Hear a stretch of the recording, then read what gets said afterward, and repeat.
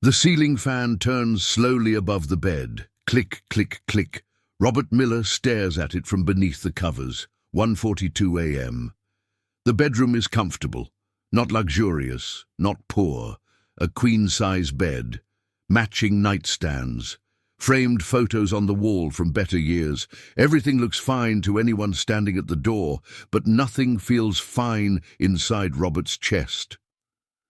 On the right nightstand sits a digital clock, glowing blue this time. On the left, Linda sleeps on her side, back turned, breathing steady. And between them, carefully placed near Robert's phone, lies a lottery ticket, folded once, then folded again. The fan clicks again. Robert reaches for the ticket, not waking Linda. He already knows the numbers by heart. He's checked them before bed. He checked them again after turning off the light. Still, he looks, because looking feels like control. His phone buzzes softly on the nightstand, a notification from the bank. He doesn't open it. He already knows what it says. Credit card balance, home equity payment due, interest climbing quietly. They aren't poor. They own this house. They have jobs. They pay their bills. But the margin is gone. Robert turns onto his back, staring at the fan again. Click, click, click. Linda shifts slightly, still asleep. Tomorrow, Mark will joke at work about the next draw. Tomorrow, Robert will nod and smile like it's nothing. But tonight, the numbers won't leave his head. Luck feels closer than sleep, and that's the problem. The alarm goes off at 6:30 a.m. Robert didn't fall asleep until after 4. He reaches out and shuts it off before it wakes Linda. His hand feels heavy, like it belongs to someone else. When he sits up, a dull pressure settles behind his eyes. Not a headache yet, just a warning. The bedroom looks normal in the morning light. Neatly made bed, dresser with framed photos, a suit jacket hanging on the chair ready for work. But Robert feels disconnected from all of it. In the bathroom, he stares at his reflection while the shower warms up. The mirror doesn't lie. His eyes are red, skin slightly pale. He looks fine. That's the frustrating part. From the outside, nothing looks wrong. At the kitchen counter, Linda pours coffee into 2 mugs. "You barely slept again," she says, not accusing, just tired. Robert nods. He doesn't explain. Explaining takes energy he doesn't have. On the counter next to his keys lies his phone. A reminder notification flashes briefly on the screen. Payment due in 3 days. He flips the phone face down. Linda watches him for a moment, then turns away. They aren't fighting. They're just drifting. Robert takes a sip of coffee. It's hot, bitter and grounding, but not enough. As he grabs his jacket, his hand brushes against the folded lottery ticket still in his pocket from the night before. He pauses. Then he keeps it there. Because part of him still believes that one good night, one good draw, could fix the exhaustion that sleep no longer does. The office lights feel too bright. Robert squints as he steps inside, the hum of computers and quiet conversations pressing against his already tired head. He sets his coffee down next to the keyboard, untouched now, and exhales slowly. Mark Reynolds leans over the divider with a half-smile. "You look like you wrestled the night and lost," Mark says. Robert forces a small laugh. "Something like that." Mark's desk is neat. No clutter. No distractions. A small analog clock ticks quietly beside his monitor. No glowing numbers. No noise. Robert notices it without meaning to. They sit through the morning meeting, numbers scrolling across the screen, forecasts, margins, deadlines. Robert tries to focus, but the words blur together. He blinks harder than he should. At one point, Mark nudges him gently. "You okay?" Robert nods again, always nodding. During a break, they stand near the window overlooking the parking lot. Cars come and go, normal life moving forward. "You ever think about how tired we all are?" Mark says casually. "Not work tired, life tired." Robert knows what he means. Mark continues, lowering his voice. Linda mentioned you've been stressed about the debt. Robert stiffens slightly. Not angry, it's just exposed. It's manageable, Robert says. For now. Mark studies him for a second, then nods. Just don't wait for luck to do the heavy lifting. Robert doesn't respond, because luck is the only thing he hasn't tried letting go of yet. The drive home feels longer than usual. Traffic crawls, red brake lights stretching endlessly ahead. Robert drums his fingers against the steering wheel, fighting the urge to yawn. The radio plays softly, but he doesn't hear it. His mind is somewhere else, calculating, replaying, hoping. At a stoplight, his phone lights up on the passenger seat. A message from the credit card company. Not urgent, just present. He doesn't open it. When he pulls into the driveway, the house looks peaceful from the outside. Lights on, curtains drawn, everything in its place. The kind of home people assume means things are under control. Inside, Linda is in the kitchen, rinsing dishes. The TV murmurs in the living room. Some show neither of them is really watching. How was work? She asks. Fine, Robert says. The easiest answer. Later in the bedroom, he empties his pockets, keys, wallet, phone, and the lottery ticket. He places it on the nightstand again, beside the lamp. He tells himself it's just habit, nothing more. As he lies down, the ceiling fan starts its slow rhythm. Click, click, click. Robert closes his eyes. Sleep doesn't come, but hope does, and once again, it refuses to leave quietly. Robert checks the clock again. 12:58 a.m. The blue glow feels colder now, sharper. He rolls onto his side, pulling the sheet up to his chest, then pushes it away again. Too warm, too tight. Nothing feels right. The ceiling fan keeps clicking. Click, click, click. Linda shifts beside him and lets out a slow breath, still asleep. Robert envies how easily her body gives in to rest. He tries to match her breathing, counting silently. In, out. It doesn't help. His mind drifts to numbers again, not the lottery this time, but balances, minimum payments, interest rates. He pictures the spreadsheet from work, how one small percentage change can quietly turn manageable into dangerous. He sits up and reaches for the glass of water on the nightstand. The water is warm now, flat. He drinks it anyway. On the dresser, a stack of unopened mail leans slightly to one side. He knows what's inside without looking. Statements, reminders, polite warnings. Robert rubs his face with both hands. This isn't just about sleep anymore.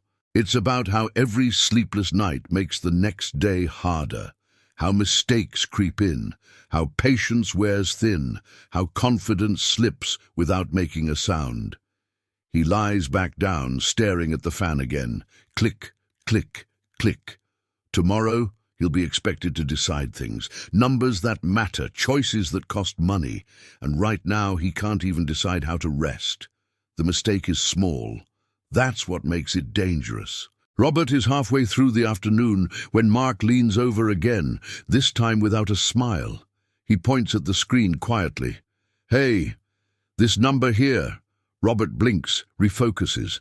The column swims for a second before settling. He sees it. One digit off, a simple input error, but that one digit affects a delivery schedule, a cost estimate, a decision that will ripple outward if it's not caught. Robert's stomach tightens.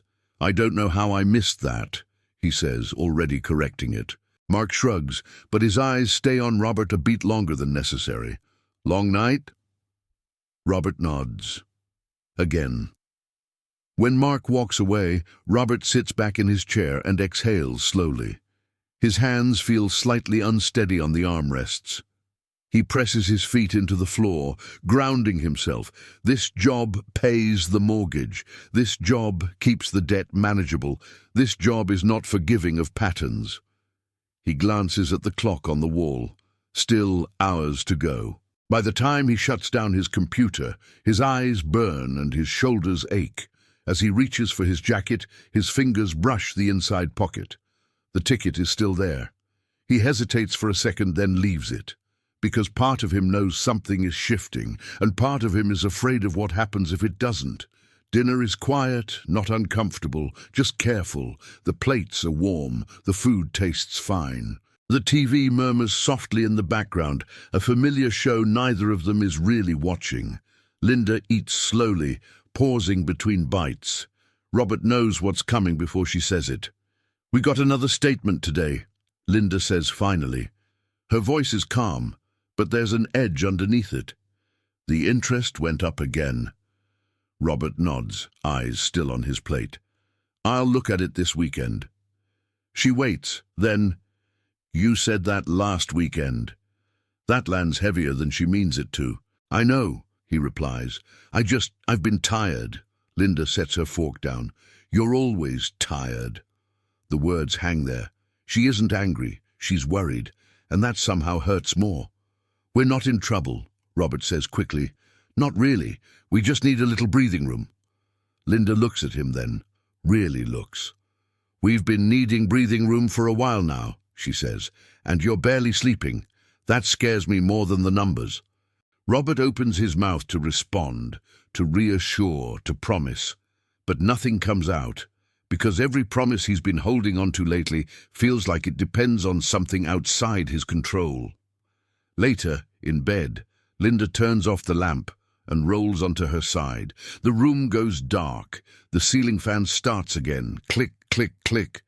Robert lies there, eyes open, staring into the dark. The debt is real now. The tension is real, and sleep, once again, stays just out of reach. Robert lies awake long after the house has gone still. The fan keeps turning, but now he notices something else. The silence between the clicks. Short, uneven, just long enough for his thoughts to rush in. He reaches for his phone, telling himself he's only checking the time. 2:23 a.m. A notification banner slides down the screen. Not the bank, not work, lottery news. Jackpot climbs again. He closes it immediately, heart beating faster than it should. The phone feels heavier in his hand, like it's holding more than glass and metal. Hope used to feel quiet, gentle. Something he carried without effort. Now it's loud. It interrupts his sleep. It sits at the edge of every decision. It whispers that rest can wait, that relief might be just one drawer away. Robert sets the phone face down and presses his palms into his eyes. When did hoping start costing this much? He thinks about Mark's clock, the analog one. No glow, no numbers shouting into the dark, just time passing, whether you stare at it or not. The thought sticks with him. Hope, he realizes, isn't helping him rest. It's keeping him alert, waiting, listening. The ceiling fan clicks again. Click, click, click. And for the first time, Robert wonders if the thing he's been holding on to so tightly is the very thing stealing his sleep. The change isn't intentional. That's what surprises him most. That night, when Robert reaches the bedroom, he doesn't place the lottery ticket on the nightstand. It stays in his jacket pocket, forgotten as he hangs it on the back of the chair. He doesn't make a decision about it. He's just too tired. Linda is already in bed, reading. The lamp casts a soft circle of light across the sheets. Robert changes quietly, trying not to draw attention to himself. When he lies down, something feels different. Not better, just unfamiliar. The nightstand looks emptier without the ticket there. The clock still glows, the fan still clicks, but one object is missing, the one that always pulled his thoughts forward, toward next time. Robert turns onto his side and closes his eyes. His mind still runs, but not as fast. The numbers don't line up the way they usually do. They appear, then fade. He checks the clock once. 1:01 a.m. Normally, this is when frustration takes over. Tonight, something else happens. His eyes stay closed. Robert doesn't fall asleep right away, but the night feels softer. The ceiling fan is still there, turning slowly, but the clicking doesn't feel like it's drilling into his head anymore. The clock still glows, but he doesn't check it every few minutes. Time passes without him tracking it. His thoughts come and go instead of piling up. A memory of Mark's voice at work, Linda's hand on her coffee mug that morning, the quiet of the house when everything finally settles. At some point, he realizes something that surprises him. He hasn't thought about the numbers, not once. There's no rush of hope, no sharp disappointment waiting around the corner, just tiredness, the honest kind. Robert shifts slightly, the mattress creaking under his weight. Linda breathes steadily beside him, her back rising and falling in a slow rhythm. Without meaning to, he matches it. In, out. The clock changes again, but he doesn't see it. And when sleep finally comes, it doesn't arrive like a victory, it arrives like permission. Robert wakes up before the alarm. That almost never happens. For a moment he doesn't move, he just lies there, staring at the ceiling, listening. The fan is off now. The house is quiet in a way that feels natural, not tense. He didn't sleep through the night. He knows that. But he slept. Enough to notice the difference. When he sits up, the pressure behind his eyes isn't as sharp. His body still feels heavy, but his thoughts aren't racing ahead of him. They're here. In the kitchen, Linda pours coffee as usual. She glances at him, then pauses. "You look different," she says. Robert considers that. "I slept a little." She nods, not pushing, just taking it in. As he grabs his keys, he notices the jacket hanging on the chair. The lottery ticket is still in the pocket. He leaves it there. On the drive to work, the radio plays quietly. He doesn't switch stations. He doesn't reach for his phone. He lets the traffic move at its own pace. For the first time in a long while, Robert realizes something clearly. The nights have been taking more from him than the debt ever did. And maybe, just maybe, he doesn't have to give them everything anymore. The realization follows Robert through the day. It shows up in small moments. The way he reads an email all the way through instead of skimming it twice. The way he listens during a meeting without drifting. Nothing dramatic, just presence. At lunch, Mark sits across from him, tapping lightly on that same analog clock on his desk before slipping it back into his pocket. "You look more awake," Mark says. "Not rested, just here." Robert nods. "I stopped waiting last night." Mark raises an eyebrow. Waiting for what? Robert thinks about that. For years, waiting meant hope. Waiting meant relief. Waiting meant someone or something else stepping in. Now it sounds like what it really was. Delay. He doesn't explain all of it. He just says, "I realized I was giving my nights away." Mark doesn't push. He just nods, like he understands more than he's saying. Later that afternoon, Robert opens the bank app on his phone. Not to panic, just to look. The numbers don't change because he's looking at them. But something inside him does. The debt is still there. The pressure is still real. But it's quieter when he's not exhausted. And for the first time, Robert understands something simple and unsettling. Waiting didn't protect him. It cost him. That evening, Robert stops at the store out of habit. Milk, bread, nothing else. He stands in line, eyes half on the counter, half on the familiar glass display beside it. Bright colors, big numbers, promises printed in bold. For years, this spot meant possibility. Now it feels different. His chest tightens slightly, not with excitement, but with recognition. The same tension he feels when the clock glows too bright at night, the same restlessness that keeps his mind awake. The clerk smiles. "Same numbers?" Robert hesitates, just long enough to notice it. "No," he says, "not tonight." The clerk nods, unfazed, already turning to the next customer. The moment passes without drama. As Robert walks out, the air feels cooler, clearer. He sits in the car for a second before starting the engine, hands resting on the wheel. It wasn't hard.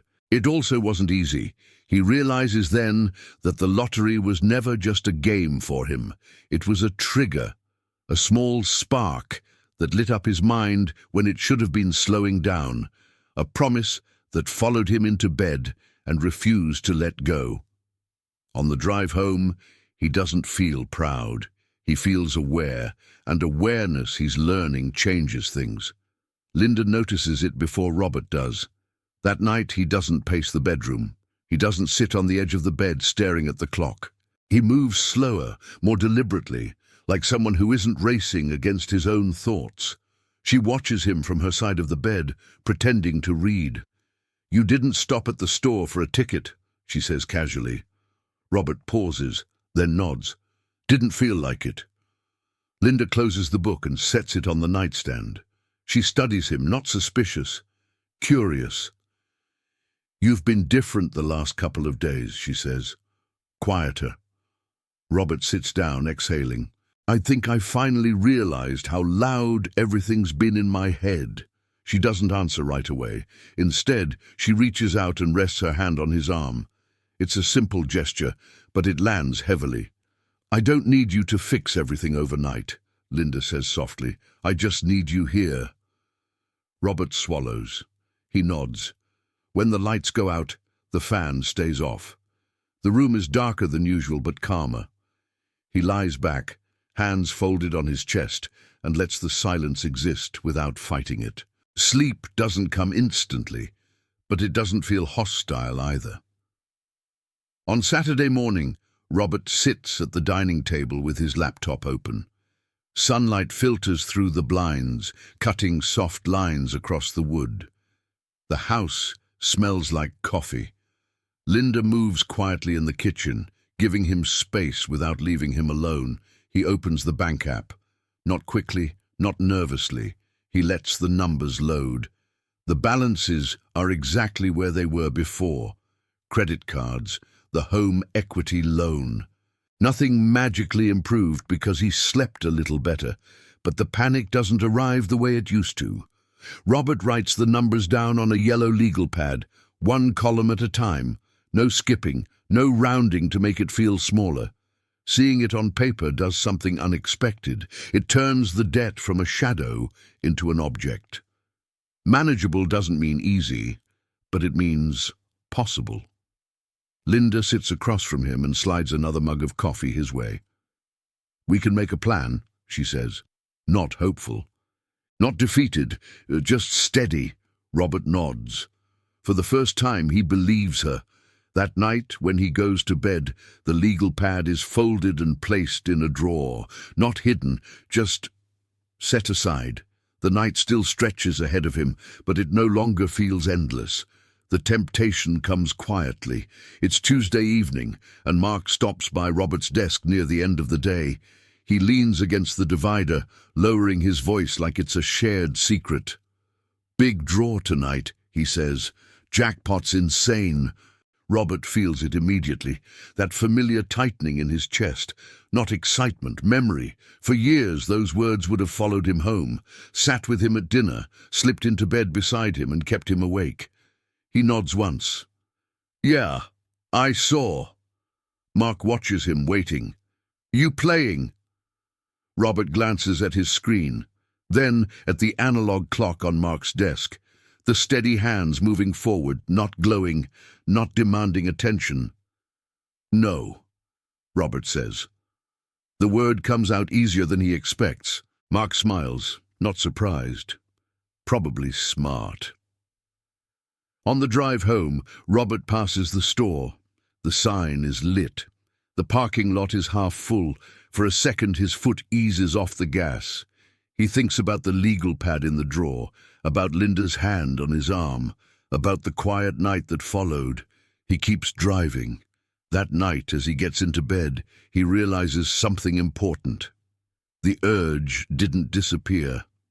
It just didn't decide for him anymore. Robert doesn't announce the change. There's no decision written down, no promise made out loud. It just shows up in how the evenings unfold. After dinner, he stays in the living room a little longer instead of retreating to the bedroom early. He turns off the TV before it gets too loud. He puts his phone on the counter, face down, and leaves it there. The house settles. Linda reads. Robert sits nearby, not doing much of anything. At first, the stillness feels uncomfortable, like he's forgetting something important. Then it slowly becomes familiar. When he finally goes to bed, the routine is simpler. No checking numbers, no refreshing apps, no quiet negotiations with luck. He lies down and lets the tiredness exist without trying to fix it. Some nights are better than others. Some nights he still stares at the ceiling longer than he'd like, but the nights don't own him anymore. And that, he realizes, is how it starts. Not with sleep, with taking the night back. Something subtle happens over the next few nights. Robert begins to notice the space between thoughts. It's small at first, just a second or two where his mind doesn't jump ahead. A pause where nothing demands his attention. No numbers, no deadlines, no quiet bargains with chance. He lies in bed listening to the house settle. Pipes click softly. A car passes outside. Normal sounds, no longer amplified by exhaustion. The clock still glows on the nightstand, but he doesn't turn his head toward it. He knows what time it is without looking. Late enough, early enough. It doesn't matter. When sleep comes, it's uneven, light, fragile. But when it leaves, it doesn't take him with it. He wakes once during the night, shifts his weight, and falls back asleep without thinking. That never used to happen. Robert notices it on a Thursday afternoon. He's sitting at his desk, reviewing next month's schedule, when he realizes he isn't bracing himself the way he usually does. The numbers are still there, the deadlines too, but they don't feel like a wall anymore. They feel like a path. He leans back in his chair and exhales, slow and steady. Mark glances over, catching the movement. "You thinking about the future again?" Mark asks, half joking. Robert smiles faintly. "Yeah, but not the way I used to." On the drive home, he catches himself planning, not escaping, thinking about adjusting a payment, about calling the bank instead of avoiding it, about small changes that add up. That night in bed, he realizes something quietly powerful. When he was exhausted, the future felt like something that happened to him. Now, it feels like something he can step into. The fan stays off. The ticket stays out of sight. And for the first time in a long while, tomorrow doesn't feel like a threat. The thought comes to Robert late one night, as he lies awake, not restless, just aware. He thinks about all the times he imagined winning, the scenes he played in his head while staring at the ceiling. Paying everything off at once, breathing easier, sleeping without that tightness in his chest. It wasn't the money he wanted most, it was the rest. Winning was never about changing his life overnight, it was about ending the waiting, about finally letting his body stand down, letting his mind stop scanning for threats. Robert turns onto his side and feels the mattress give beneath him, solid, supportive, real. He realizes something that lands gently but firmly. Luck promised him rest someday. Letting go gave him rest now. The clock changes on the nightstand, but he doesn't look at it. The moment passes without leaving a mark. For the first time, Robert understands that the thing he'd been chasing wasn't a jackpot. It was permission to stop holding his breath. On Friday evening, Robert opens the drawer in the bedroom. Inside, there's nothing dramatic, just ordinary things. A watch he stopped wearing, a folded receipt, the yellow legal pad with the debt written neatly in pencil, and the lottery ticket. He picks it up and holds it between his fingers. The paper feels thinner than it used to, less important. For a moment, he thinks about throwing it away. Instead, he folds it once more and places it at the back of the drawer beneath the pad, not hidden, just put in its place. The drawer slides shut with a soft sound. That's it. No speech, no vow, no sense of loss. Just a quiet decision about what gets to stay in the foreground of his life. and what doesn't. That night, when Robert goes to bed, the nightstand holds only what he needs: a lamp, a glass of water. The clock turns slightly away. The room feels simpler, and so does he. Linda notices it in the smallest moments. The way Robert listens without interrupting. The way he doesn't drift off mid-conversation. The way he reaches for her hand without thinking. One evening, they sit on the couch after dinner, the TV off, the room lit only by a lamp in the corner. It's quiet, but not awkward. Comfortable.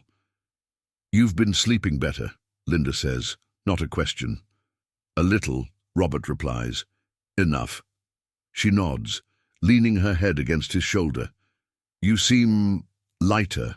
Robert thinks about that, about how heavy everything used to feel at night, how the waiting followed him everywhere, even into bed.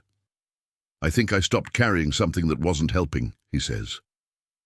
Linda doesn't ask what. She doesn't need to.